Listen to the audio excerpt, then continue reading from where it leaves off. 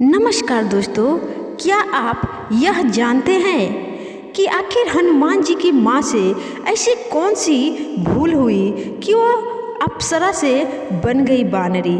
तो आइए इस कथा के माध्यम से इस जानकारी को जानते हैं। पौराणिक कथा के अनुसार एक बार की बात है दोस्तों, देवराज इंद्र की सभा स्वर्ग में लगी हुई थी। इसमें दुर्वासा ऋषि भी भाग ले रहे थे। जिस समय सभा में विचार विमर्श चल रहा था, उसी समय सभा के मध्य ही पुंजिक स्थली नामक इंद्रलोक की अप्सरा बार बार इधर से उधर आ जा रही थी। सभा के मध्य पुंजिक स्थली का यह आचरण ऋषि दुर्वासा को अच्छा न लगा। दुर्वासा ऋषि ने अपने क्रोध के लिए प्रसिद्ध है। उन्होंने पुंजिक स्थली को कई बार टोककर ऐसा करने से मना किया, लेकिन वह अनसुना कर वैसा ही करती रही। तो दुर्वासा ऋषि ने कहा, तुझे देव सभा की मर्यादा का ज्ञान नहीं। तू कैसी देव अप्सरा है जो बानरियों की तरह बार बार आ जाकर सभा में व्यवधान डाल रही है। जा अपनी इस आदत के कारण तू बानरी हो जा। दुर्वासा ऋषि का श्राप सुनकर पुंजिक स्थली सन्न रह गई। अपने आचरण का यह परिणाम वह सोच भी नहीं सकती थी, पर अब क्या हो सकता था। भूल हो चुकी थी, उसके कारण वह श्रापग्रस्त भी हो गई।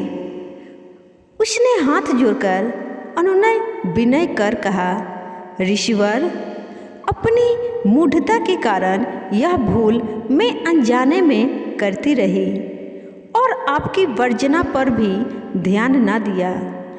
सभा में व्यवधान डालने का मेरा कोई उद्देश्य न था। कृपया बताइए, अब आपके इस श्राप से मेरा उद्धार कैसे होगा।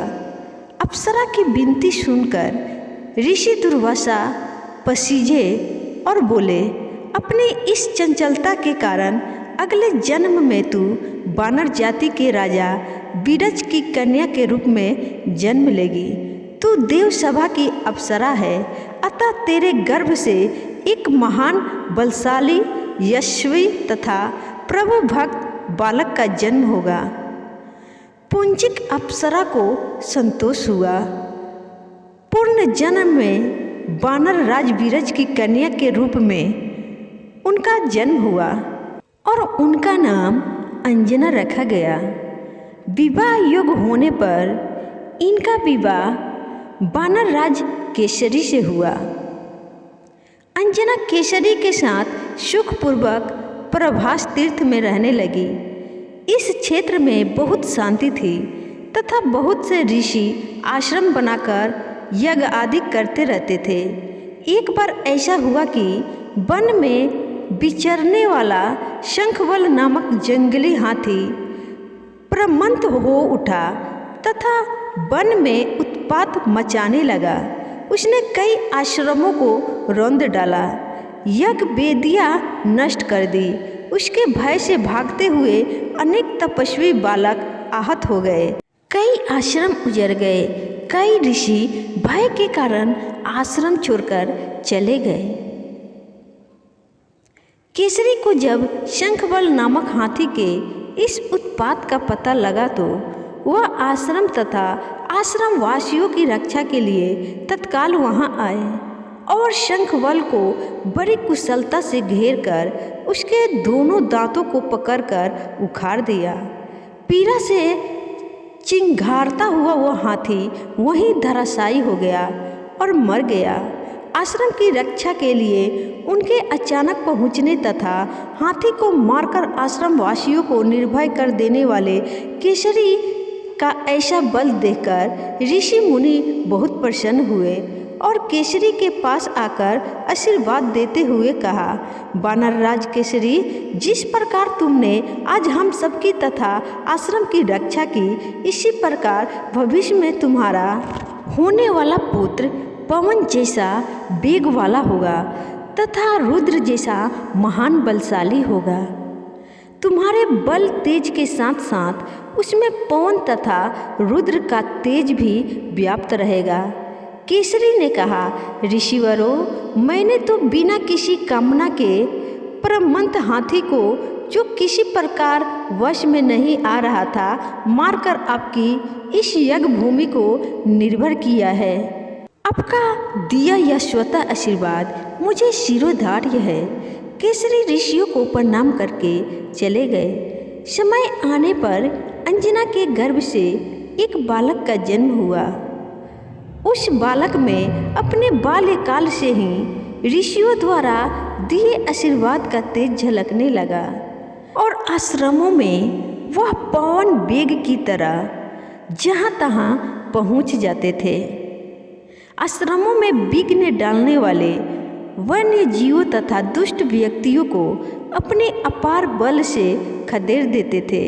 अपने इस पराक्रम से वह मदमत हो जाता तथा अपने साथियों के साथ वह आश्रमों में कीड़ा करने लगता। उसको खेलने से कोई रोकता तो वह उसको भी तंग करने लगते। बालक तो था ही, उसके बाल कौतुक से जब ऋषियों को असुविधा होने लगी तथा उनके पूजा पाठ और यज्ञ में व्यवधान आने लगा, तो उन्होंने उसके स्वभाव में शांति लेने के लिए आशीर्वाद जैसा श्राप दिया कि तुम अपने बल को हमेशा भूले रहोगे। जब कोई तुम्हें आवश्यकता होने पर तुम्हारे बल की याद दिलाएगा, तब फिर तुम में अपार बल जागृत हो जाएगा। इससे वह बालक शांत स्वभाव का हो गया। केसरी नंदन या बालक आगे चलकर हनुमान नाम से प्रसिद्ध हुए। सीता जी की खोज के लिए जब कोई समुद्र पार करने का साहस नहीं कर रहा था और हनुमान जी भी चुप बैठे थे, तो जामवंत ने हनुमान जी को उनके बल की याद दिलाई थी। तब उन्होंने समुद्र पार करके सीता की खोज की थी।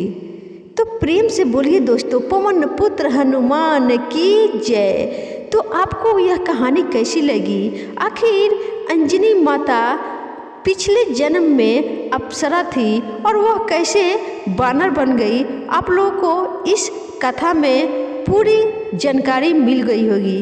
अगर आपको यह जानकारी अच्छी लगी हो दोस्तों, तो प्लीज़ इस कहानी को लाइक करिएगा और अपने दोस्तों में ज़रूर शेयर करिएगा। फिर मिलूंगी किसी और धार्मिक कथा कहानी के साथ। तब तक के लिए आप सभी को बाय बाय। धन्यवाद दोस्तों।